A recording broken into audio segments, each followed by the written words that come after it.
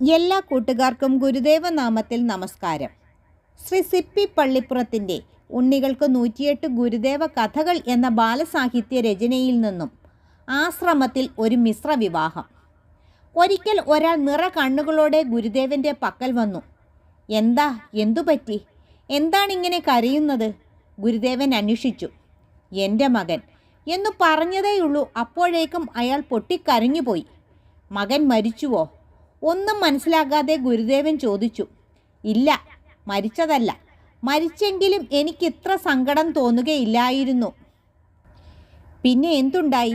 തെളിച്ചു പറയൂ, ഗുരുദേവൻ സാന്ത്വന സ്വരത്തിൽ നിർബന്ധിച്ചു. അവൻ ഒരു മദാമ്മയുമായി സ്നേഹത്തിലാണ്. അയാൾ പിന്നെയും കരയാൻ തുടങ്ങി. ഓഹോ, മകൻ ഒരു മദാമ്മയെ സ്നേഹിച്ചതിനാണോ നിങ്ങളിങ്ങനെ കരയുന്നത്? ഗുരുദേവന് നല്ല തമാശ തോന്നി.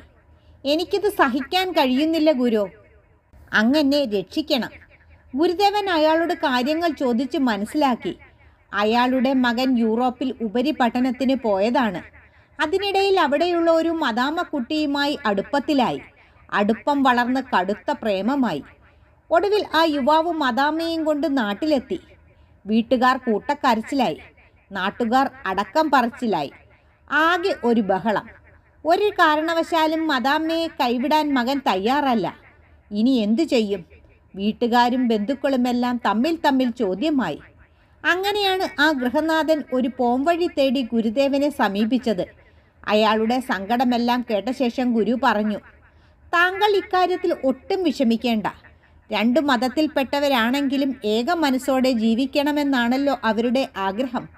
പിന്നെ നാം അവർക്ക് തടസ്സം നിൽക്കുന്നത് എന്തിനാണ്? ഗുരുദേവൻ ചോദ്യഭാവത്തിൽ അയാളെ നോക്കി. ഗുരുദേവൻ പറയുന്നതൊക്കെ ശരി തന്നെ, ഒരെന്നാലുമില്ല. അടുത്ത ദിവസം തന്നെ അവരുടെ വിവാഹത്തിന് വേണ്ട ഏർപ്പാടുകൾ ചെയ്തുകൊള്ളൂ, ഗുരുദേവൻ അരുളി ചെയ്തു. എന്നിട്ടും ഗുരുവിൻ്റെ വാക്കുകൾ വിശ്വസിക്കാൻ അയാൾക്ക് കഴിഞ്ഞില്ല. അങ്ങ് നേര് തന്നെയാണോ ഈ പറയുന്നത്? അയാൾ ഗുരുമുഖത്തേക്ക് നോക്കി. ഒട്ടും സംശയിക്കേണ്ട, വിവാഹ ചടങ്ങുകളെല്ലാം നമ്മുടെ മേൽനോട്ടത്തിൽ ഇവിടെ വെച്ച് നടക്കും. ഗുരുദേവൻ നിറഞ്ഞ ചിരിയോടെ അയാൾക്ക് വാക്കുകൊടുത്തു. പിന്നെ അധികം താമസിച്ചില്ല. അടുത്ത ദിവസത്തിൽ തന്നെ ആ യുവാവിൻ്റെയും അയാളുടെ ഇഷ്ടത്തോഴിയായ മദാമ്മയുടെയും വിവാഹം ഗുരുദേവന്റെ മേൽനോട്ടത്തിൽ നടന്നു. ലളിതസുന്ദരമായ ആ വിവാഹത്തിൽ പങ്കെടുക്കാൻ വരന്റെ വീട്ടുകാരും ബന്ധുമിത്രാദികളും അവരുടെ അഭ്യുദയകാംക്ഷികളുമെല്ലാം ആശ്രമത്തിൽ എത്തിയിരുന്നു. സദ്യയ്ക്ക് മുമ്പായി ഗുരുദേവൻ അവിടെ കൂടിയിരുന്ന എല്ലാവരോടുമായി പറഞ്ഞു, ഈ വിവാഹം വളരെ മാതൃകാപരമാണ്. ഇവർ 2 മതത്തിൽപ്പെട്ടവരാണെങ്കിലും ഇവരുടെ ഹൃദയം പൊരുത്തമുള്ളതാണ്. ഇത്തരം വിവാഹങ്ങളെ നാം പ്രോത്സാഹിപ്പിക്കേണ്ടിയിരിക്കുന്നു. എല്ലാവരും ഗുരുദേവന്റെ വാക്കുകൾ സശ്രദ്ധം കേട്ടു. ജാതിയേക്കാളും മതത്തെക്കാളും വലുതായി മനുഷ്യനെയാണ് നാം സ്നേഹിക്കേണ്ടതെന്നുള്ള മഹത്തായ തത്വം ഓരോ മനസ്സിലും അലയടിച്ചു. നന്ദി, നമസ്കാരം.